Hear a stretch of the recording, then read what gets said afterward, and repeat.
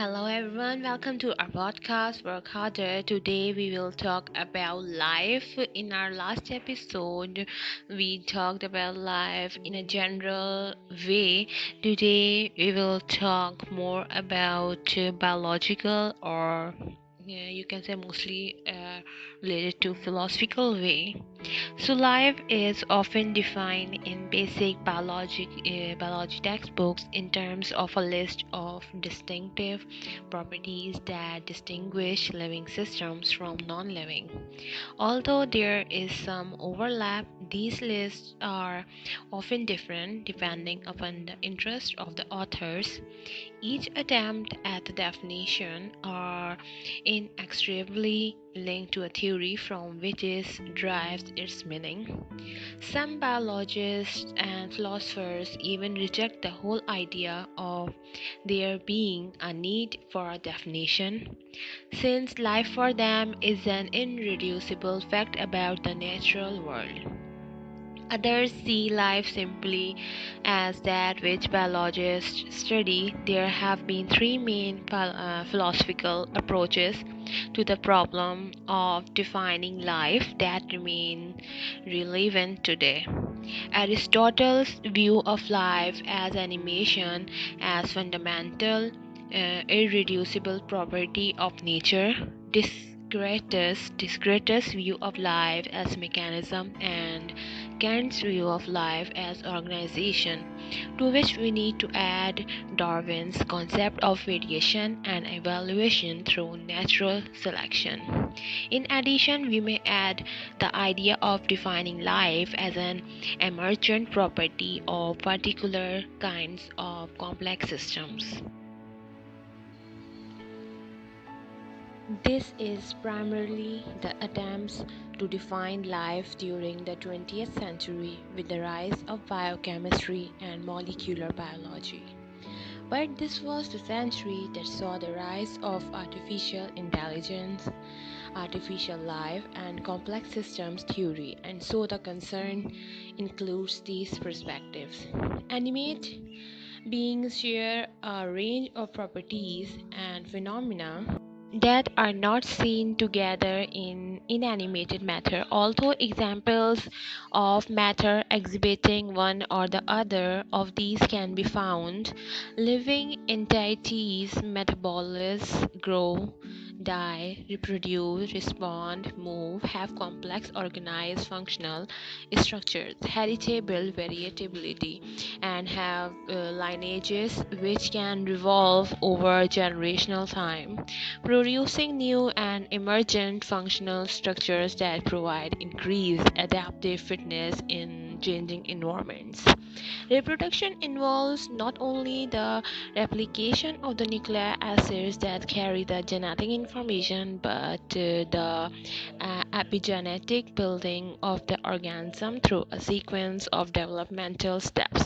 Such reproduction through development occurs within a large life cycle of the organism, which includes its senescence and death. Something that is alive has organized complex structures that carry out these functions, as well as sensing and responding to interior states and to the external environment, and engaging in movement within that environment. It must be remembered that evolutionary phenomena are an inextricable aspect of living systems. Any attempt to define life in the absence of this chronic perspective will be futile. It will be argued that living system may be defined as open system maintained in steady states far from equilibrium due to matter energy flows in which informed autocatalytic catalytic autocatalytic cycles extract energy build complex internal structures, allowing growth even as they create greater entropy in their environments, and capable over multi-generational time of evolution. The last words written by Shelley in his unfinished poem, The Trump of Life, were, "Then what is life?" I cried. Clearly, Shelley meant this is in the everyday sense rather than the technical usage of what distinguishes animate from inanimate.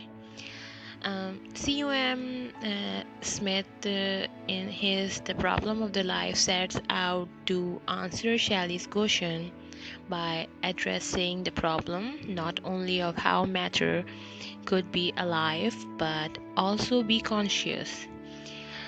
Although conscious living matter was a problem for Democritian philosophers, it was not for other pre-Socrates, nor for Aristotle, for whom living beings were paradigmatic.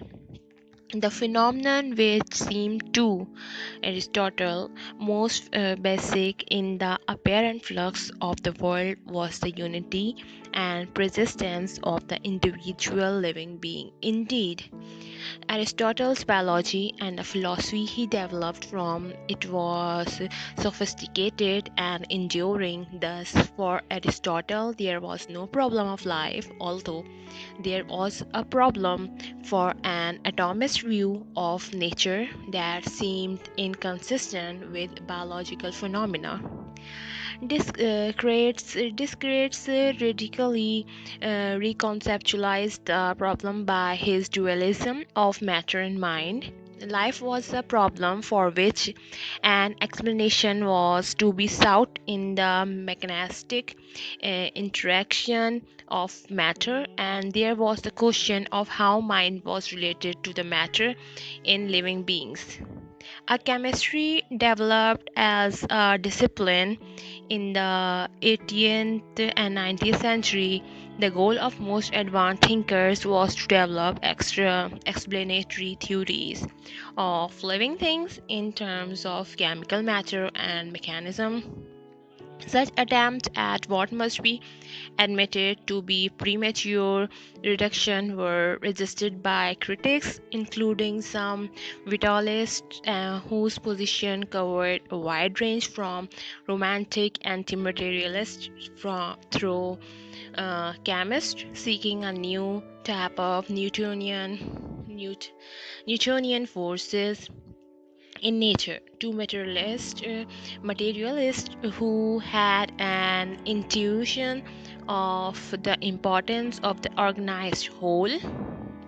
The debate between the mechanist and the vitalist about the relation of matter and life, as well as matter and mind, spilled over into the 20th century, especially during the time that biochemists were defining their field as separate discipline from chemistry or physiology. So, four books were published around 1930, captured the flavor of the debate, and G.S. Halden, a physiologist, resisted reduction of biological phenomena to mechanist explanations, as he saw the structure of biological organisms and their action being disanalogous to what was seen in physical symptoms. Sorry, in physical systems. The laws of chemistry and physics just were not robust enough to account for biology. It is life we are studying in biology and not phenomena which can be represented by casual conception of physics and chemistry.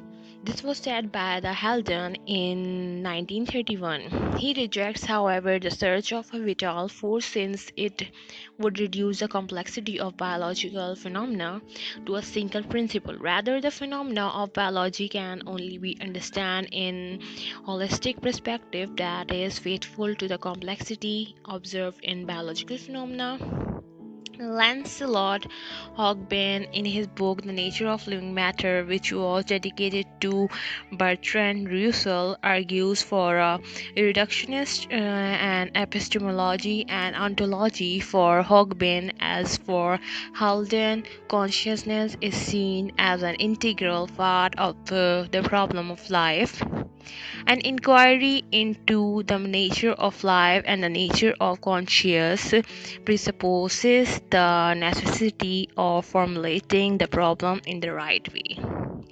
Indeed, no problem of philosophy is more fundamental than the nature of life.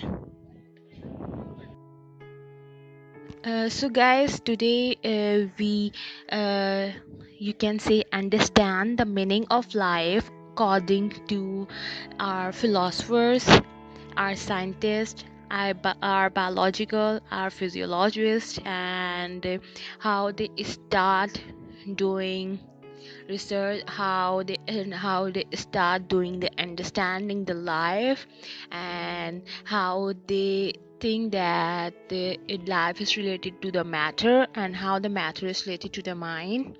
So this was only the basic, and it was all the research paper, and it was scientifically proved words, which I you can say share with you guys, and these were basically just like a foundation, and I wanted to share with you guys the concept of life according to physiology and philosophical views.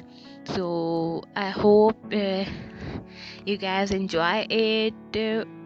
Maybe today episode may sound little boring, but if you listen, you can say if you listen more attentively, you will know the importance of the things I said, and it's just thank you guys for listening. Don't forget to subscribe, like, and share. And in our next episode, we will continue to talk about life, minimalism, minimalist lifestyle, and to understand our mind, ourselves. And you know, guys, our podcast is to understand ourselves, so we could work hard toward our goals and towards self-actualization. So thank you guys for listening. Don't forget to like and share. Bye bye.